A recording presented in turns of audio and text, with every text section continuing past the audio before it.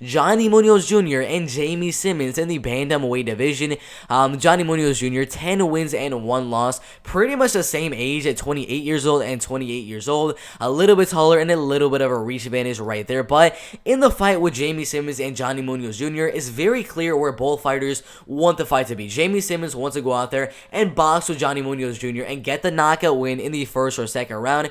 And to be quite honest, he needs a knockout, because I think if the fight does go all the way, he's probably going to get grinded out to a decision. Johnny Munoz Jr. has very, very good wrestling and very, very good grappling. Out of all of his wins, pretty much all of them are by ground up on TKO or by submission. He got 2 takedowns average inside of the UFC right there. If you look at how he's getting his wins, second round rear naked, another rear naked heel hook, knockout win, rear naked armbar, TKO armbar. Every single win is on the ground, and then all of those decision wins are grinding, wrestling, and grappling wins. So it's very clear where Johnny Munoz Jr. wants the fight to be, but even in the striking game, he is going to have that 1-inch reach and that 3-inch height advantage as well, so he can kind of keep range and have Jamey Simmons come towards him and land his combinations and go down for the takedown, and then kind of implement that game plan of wrestling and grappling for the win.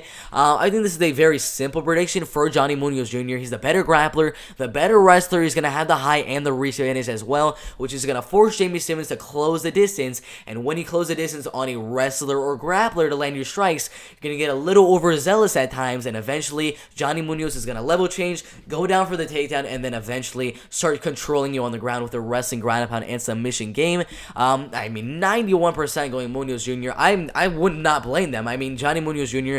pretty much way, way better in the wrestling and grappling. Jamey Simmons, he does have some pretty solid power, but with, I believe, like 3 or 4 knockout wins, first a knockout, first a knockout, first a knockout, and first a knockout. He does have some pretty solid power in his hands, but I just don't see him finishing him, because even if he hurts Johnny Munoz Jr. with a big right hand, which he does many times in his fights, he's going to get overzealous looking for that finish, and a wrestler and grappler type of guy in Johnny Munoz Jr. is going to take him down. Once you start going a little over, like you try to go for that finish, you're going to get taken down by a wrestler and grappler in Johnny Munoz Jr.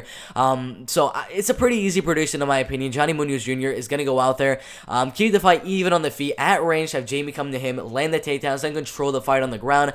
I don't think we'll see a finish right here. I think the fight does go all the way, and Johnny Munoz is a 30-27, a 30-27, and 30-27 unanimous decision win right there. Should be a really, really good fight in the bantamweight division right there.